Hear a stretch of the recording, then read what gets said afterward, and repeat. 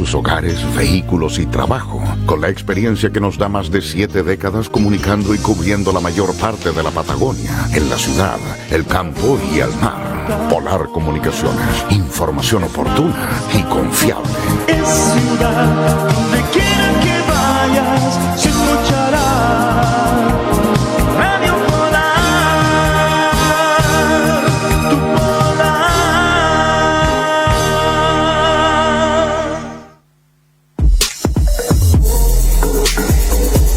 Polar Comunicaciones, radio, televisión e internet, presenta Escenario Social, un espacio para el diálogo ciudadano. Conduce Manuel Águila.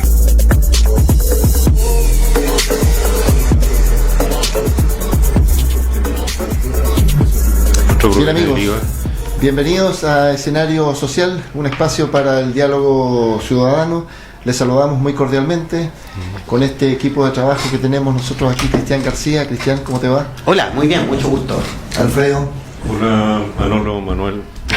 Manolo para los amigos. Manolo para los amigos. Gusto saludarte y bueno, aquí estamos otra vez en esta nueva edición del programa. Qué bien. A ver, contarles amigos distinguidos que y en general a nuestra audiencia, de que esta semana hemos estado un poco recopilando información de todo, de los entrevistados de las entrevistas que se han generado aquí en este propio medio, en Radio Polar, y de alguna manera también nosotros en este último programa del año, ¿cierto?, quisiéramos hacer una reflexión final, quisiéramos cerrar un poco con la información que ha circulado en estas últimas semanas, y señalar quizás que como reflexión inicial, ¿cierto?, podríamos cerrar el año a lo mejor hablando de todo el 2019, ¿cierto?, pero como reflexión final, existe otro Chile a partir del 18 de octubre. Se produce un punto de inflexión ahí que es importante. Ya partimos hablando en nuestro programa, en el primer programa que hicimos, de estos 3 escenarios: constitución, ¿cierto?, orden público, agenda social, que en el fondo es agenda política. Pero busquemos un colorario, ¿se fijan? Hagamos un breve resumen. Les cedo la palabra. Sí, yo creo que inclusive uno puede ser más extenso en el análisis. Evidentemente que el programa no va para tanto por el tiempo, claro, pero en realidad también estamos llegando al fin de la década. Entonces, no solamente el fin del 2019, sino también el fin de una década, y de una década donde además el escenario mundial, no solo Chile, sino que además otros fenómenos que han ocurrido a lo largo de la década, hay que ver un poco lo que ha significado este juego de que el capitalismo y la democracia liberal ya no son el único referente, sino que hay varios matices respecto de capitalismo y varios matices respecto a lo que es una democracia liberal. Porque tenemos, por ejemplo, el fenómeno que ocurrió con la primavera árabe, la salida de Inglaterra o la eventual salida de Inglaterra de la zona euro. Claro.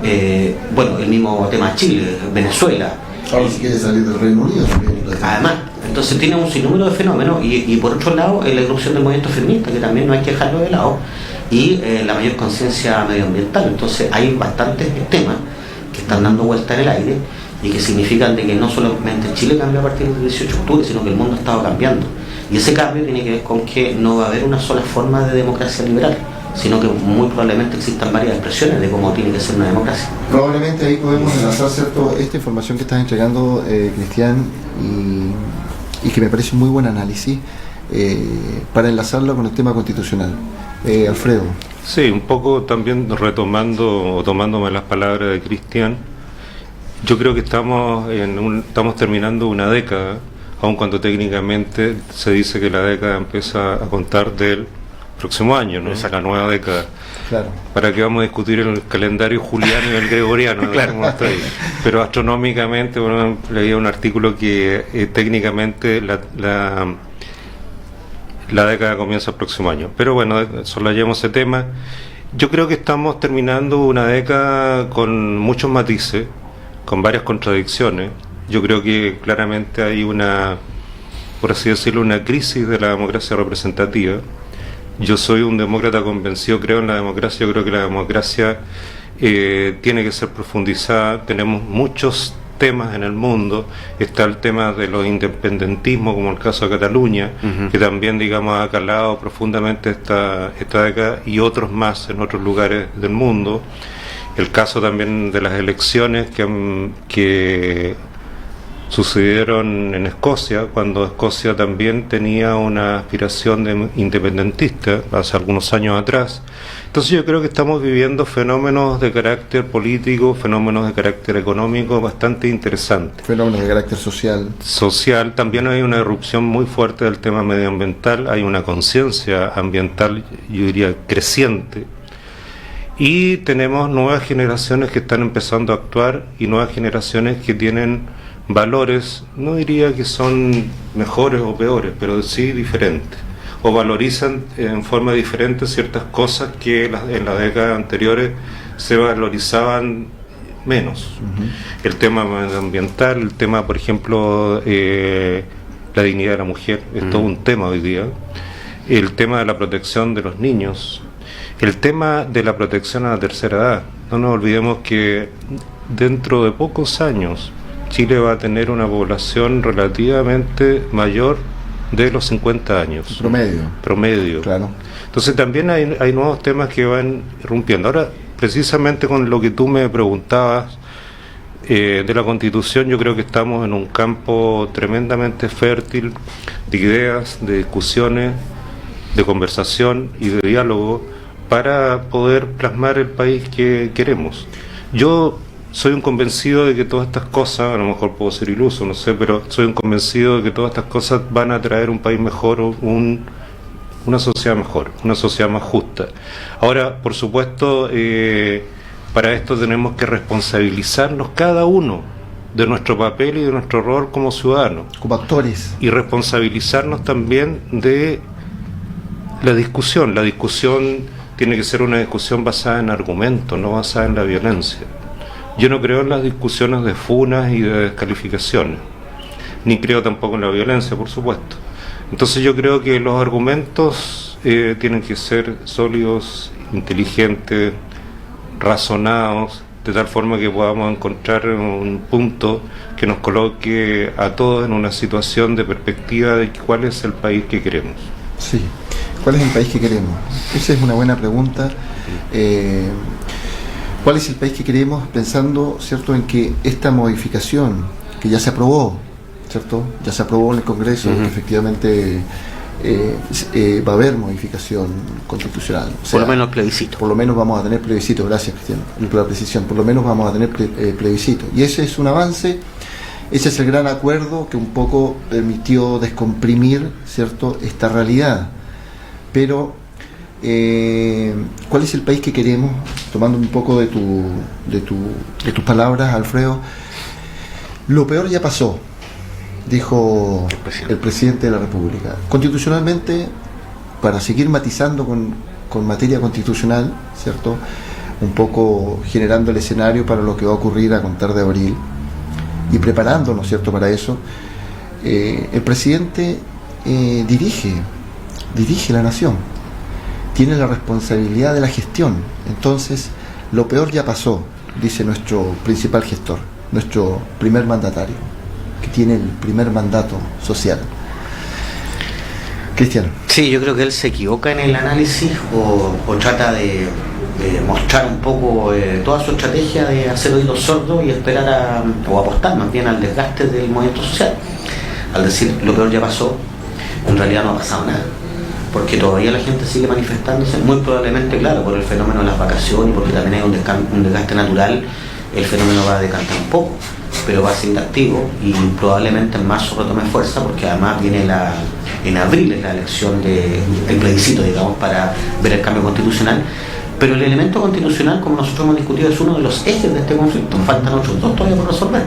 Entonces, pensar de que lo peor ya pasó o señalar como que lo peor ya pasó, en realidad no entender nada del problema, porque el cambio constitucional nos va a permitir implementar soluciones de largo plazo, pero hay cuestiones un poco más inmediatas que tienen que ver con el orden público, que tienen que ver con la mal llamada agenda social, que en realidad es una agenda política, y que hay medidas al alcance que todavía no se han implementado ni se ve ningún esfuerzo en realidad por avanzar en esas materias. Lo que se ha dicho, lo que se ha tratado de implementar, o lo poco que se ha avanzado, quizás hay sectores que dicen que son maquillaje, es un maquillaje nomás que se le ha hecho al modelo, que en definitiva es el modelo el que fracasó, y la pregunta es, ¿qué modelo generamos?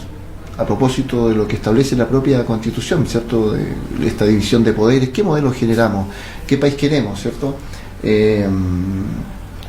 La hoja de ruta da la impresión que no tuviera una dirección. Por eso que hago la relación con la Constitución, ¿cierto?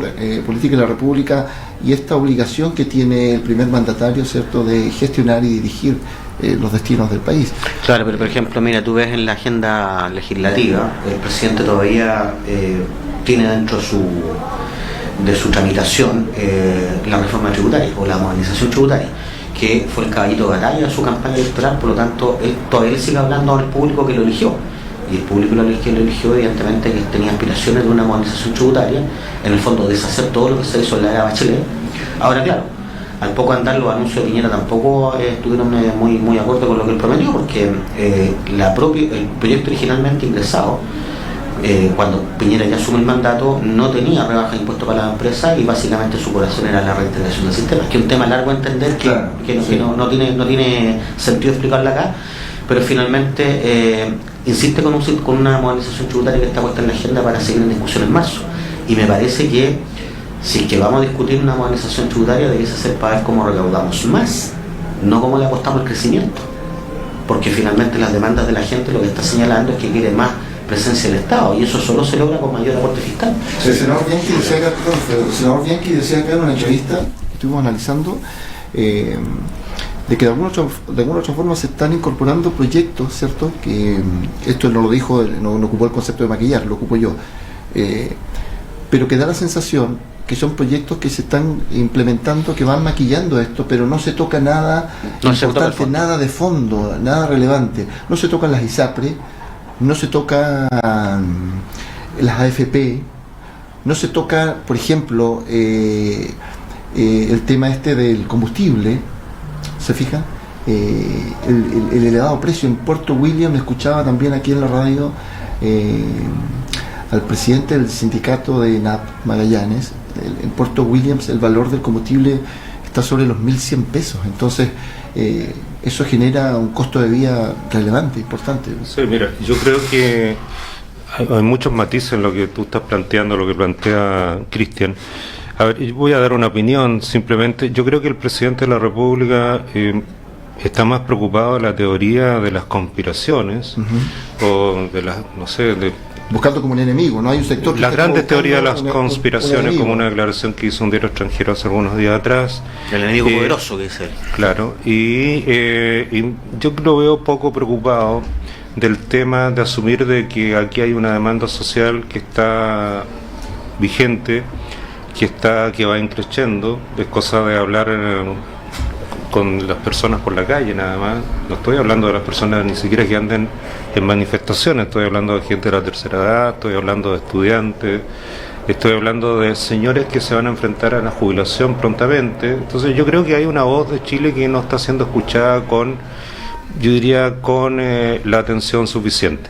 Si tú analizas la encuesta CADEM, la última, sí, el 94% de las personas en Chile, o en base a esa encuesta, pretenden o quieren o desean de que el sistema previsional se modifique. El 94%. O sea, ahí ya ni siquiera hay una discusión sobre ese tema. Pero no hay una discusión, claro, desde lo social, desde esa plataforma, pero el tema no se ha tocado, ¿te fijas? No. Sí, se ha hablado del pilar, agenda, se ha hablado del pilar solidario, pero eso es mínimo minimorum, eso es el desde, como lo escuché una vez decir aquí a Cristian, es el desde, ¿no? Yo creo que el tema de la previsión,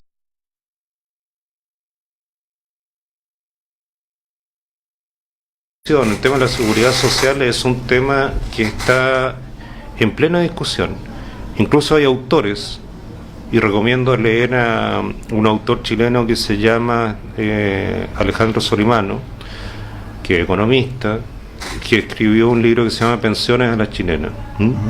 Y yo creo que da una visión muy clara acerca de cuáles son las aspiraciones que tiene este país y la falta de seguridad social que nosotros tenemos.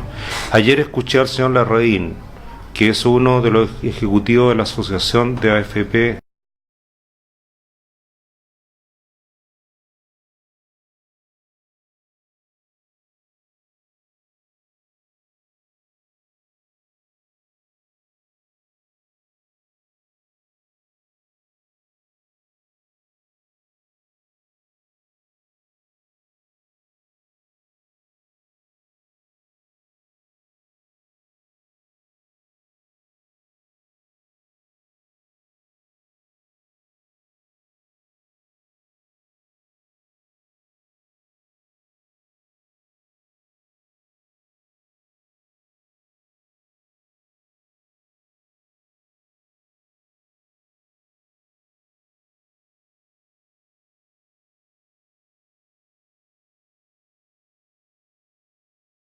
Tiene que haber una protección.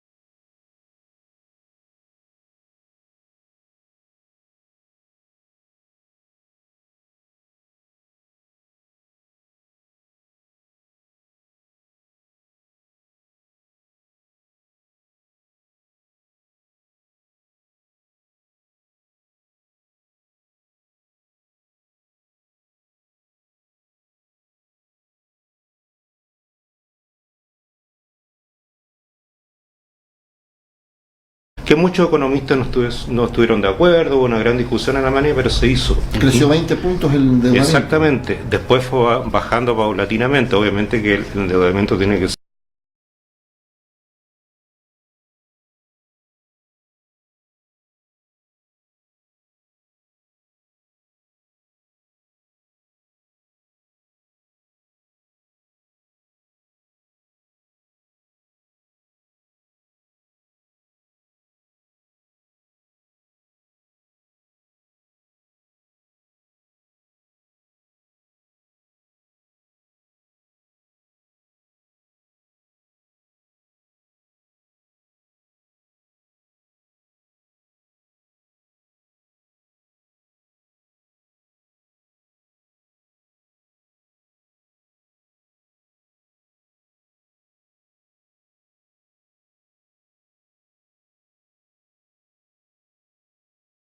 en que están esperando que Chile justamente dé un impulso en ese ámbito. Obviamente significa también mantener controlado el gasto público, significa hacer una serie de ahorros. Yo creo que también el aparataje público tiene que entrar en una política de austeridad. O sea, hay cosas que definitivamente en ciertos sectores del ámbito público debiesen, digamos, eliminarse. Pero hay un sector también ahí de la política, principalmente de los partidos de derecha, que dice que el Estado no es un buen administrador. Y eso es una conducta ideológica, ¿te fijas? No, pero eso es dogma. Desde la práctica, Cristian, tú que has estado sentado ahí en el sillón de Hacienda, por lo menos en el área regional. O sea, hay que dejarlo claro lo que Alfredo está señalando. Cuando un economista habla, ahí no hay cátedra. Cuando un tributarista habla, tampoco hay cátedra. El único que pudiese hablar sin dogma es un matemático, porque 2 más 2 va a ser 4 en todos lados. Pero en lo que son las ciencias sociales, la inspiración es política. Por lo tanto, siempre va a haber primero que todo una solución política. Y la implementación de esa solución recién viene a ser técnica. Pero no podemos colocar la cara delante de los bueyes y pensar o apostar a que vengan los técnicos a definir cosas, porque primero hay que saber qué origen y qué tendencia tienen esos técnicos, porque estas soluciones técnicas finalmente conducen a la doctrina que tiene el técnico que la habilita. Entonces, cuando se habla aquí que el endeudamiento es malo, que el Estado es mal administrador, que los fondos de pensiones son de los trabajadores, todas esas cuestiones son dogmáticas. En la práctica eso no es así. En la práctica esa cuestión no es así. En la práctica ningún economista ha podido predecir una crisis. Los economistas son muy buenos para explicar lo que pasó, pero jamás han predecido lo que va a pasar. Entonces, porque se trata de ciencia social, y eso hay que tenerlo claro. Es una ciencia social, tan social como la sociología y tan social como la ciencia política. Entonces no lo coloqué en un grado excesivamente científico, numérico, matemático, algo que realmente tiene otro componente que es bastante... Si no, los problemas económicos estarían solucionados en el mundo. Exactamente. Es bastante abstracto también es bastante abstracto, y además que se basan supuestos, y muchos de esos supuestos en el camino no se cumplen. Si también está el supuesto de que los privados administran mejor. Se basan variables que algunas se toman más en cuenta que en otras, y así sucesivamente otras se dejan más aceptables. Claro. El famoso ceteris paribus. Entonces, es que no, claro, si tú analizas una sola variable y dices ceteris paribus, o sea, todas las demás es imposible si todo es dinámico. Y mira, además que hay una cuestión lógica, y una cuestión de lógica, pero de lógica. ¿Por qué el Estado va a ser mal administrador y el privado va a ser un buen administrador? Cuando lo que hemos visto en la experiencia es que el privado primero corrompe, segundo se colude, tercero abusa y cuarto todas las ineficiencias las traspasa a precio. Finalmente el consumidor es el que termina pagando todo. Entonces no es cierto que la empresa sea más eficiente que el Estado, eso es un dogma. Sí, eso es ideología, de alguna otra forma. Yo creo que en algunos... Se mal utiliza, digamos... todos tenemos una carga, por favor, ideológica, y antes que la ideología doctrinaria, ¿no? Claro. De acuerdo a nuestros pensamientos, nuestras ideas, nuestras convicciones más profundas. Yo creo que el Estado en algunos casos es un mal administrador, pero